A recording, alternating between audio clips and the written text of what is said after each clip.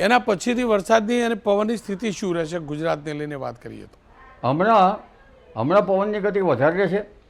કોઈ ભાગમાં 35 થી 40 કિલોમીટરના આંચકાના પવન ફૂંકાવાની શક્યતા રહેશે. હવામાન જ્યારે સેચ્યુરેટેડ થઈ જશે ત્યારે પવનની ગતિ ઘટી જશે.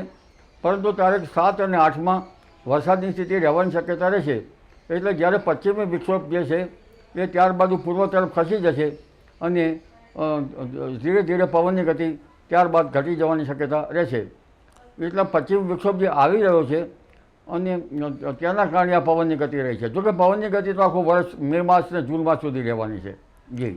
અચ્છા, બુધવાર ને ગુરુવારની વાત કરી લઈએ તો રાજ્યના કયા કયા વિસ્તારમાં કયા પ્રકારનો વરસાદ વરસી શકે છે?